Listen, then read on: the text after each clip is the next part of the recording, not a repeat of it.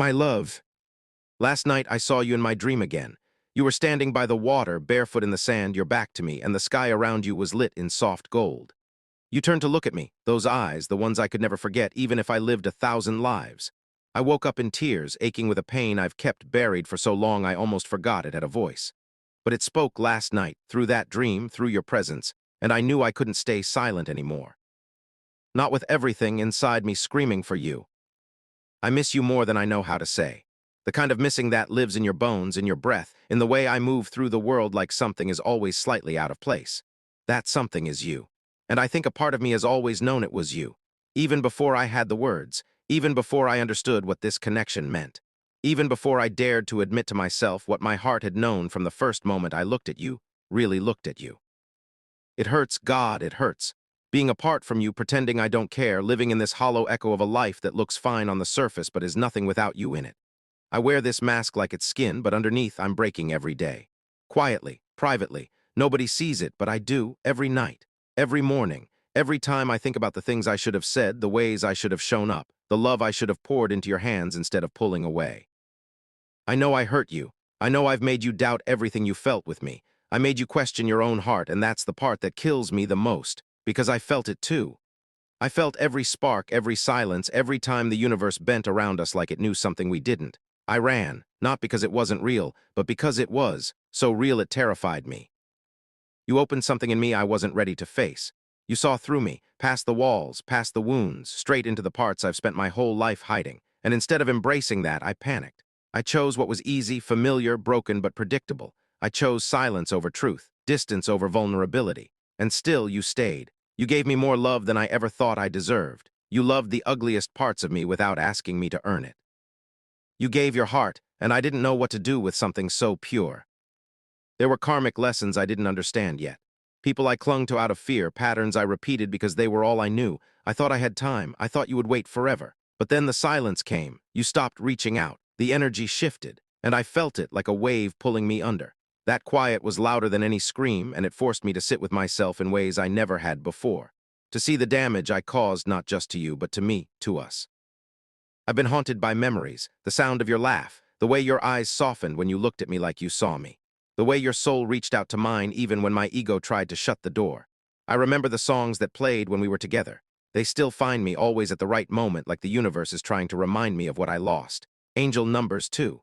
11, 11, 222, 717, I see them everywhere. I hear your name in the most random places. And lately, I've been dreaming of you more often. Not just vague impressions, but vivid, soul-deep dreams that leave me breathless when I wake. I saw you last night, and it wasn't just a dream. It was more. It felt like your soul was visiting mine, like you were calling me home. You weren't angry, you weren't cold, you just were. And I felt peace for the first time in months. That's how I know this connection is divine. Because even when we're worlds apart, even when I've failed you, your energy still brings me peace. There's so much I want to say, and no words ever feel like enough. I want you to know that I've changed. Not because time passed, but because losing you forced me to see the parts of myself I avoided. The parts that were afraid of love, afraid of surrender, afraid of being seen, but you saw me anyway. And that vision, it's the mirror I keep returning to, because I want to be the man you saw in me. I want to be the version of myself who doesn't run from love, but stands in it, for it, with you. There were moments when I thought about reaching out. So many times I had the message written. My finger hovered over send, but fear always won. Fear that you had moved on. Fear that I didn't deserve your forgiveness. Fear that I had waited too long. But this silence is unbearable now. Every day without you feels like I'm going through the motions of someone else's life. The smile, the laugh, the small talk, it's all a performance. The truth is, my heart's not in any of it. My heart is still with you.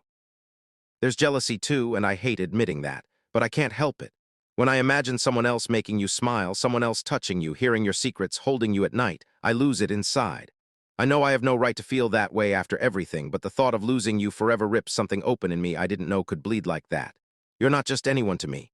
You're my twin flame, my mirror, my divine counterpart. You always were. I'm not writing this just to pour my heart out and disappear again. I'm not here to play games or give you half-truths. I'm here because I've been awakened. Slowly, painfully, beautifully. And I need you to know I'm not who I used to be. I'm healing, I'm learning, I'm becoming. I've faced shadows I didn't even know I carried. I've cried for you, for me, for everything we could have been if only I'd been brave enough. I've prayed, yes, prayed, that the universe would guide us back to each other when the time was right. And I believe that time is coming. I can't pretend I have all the answers. I still get scared. I still hear that voice that tells me I ruined it, that you've moved on, that there's no going back. But louder than that is this pull, this deep, magnetic soul knowing that you are it for me. You are the reason I never fully felt at home with anyone else. The reason every other connection felt surface level, no matter how long it lasted. Because they weren't you. You are the storm and the stillness, the fire and the sanctuary. You cracked me open and I thank you for it, even through the pain. Because in that cracking I found pieces of myself I never would have discovered otherwise. You showed me what love could be, expansive, raw, soul-deep. And now more than ever I'm willing to choose that, to choose you. I think back on our last conversation. The things I didn't say still echo in my mind. I should have told you how much you meant to me. How I replayed every moment together like a sacred reel in my mind. How every time you touched me it felt like my soul was being rewritten. I should have told you I loved you, but I was too proud, too scared, too broken. If I could go back, I would hold your face in my hands and tell you that no one has ever made me feel the way you do. That no connection has ever come close to this. That I see you, really see you, and it terrifies me in the best way. But I can't go back. I can only move forward, and I want to do that with you. I'm not promising perfection. I'm not promising an easy path, but I am promising truth, consistency. A heart that has been reshaped by the fire of losing you, a soul that recognizes yours as home. I want to build something with you not from fantasy, but from faith.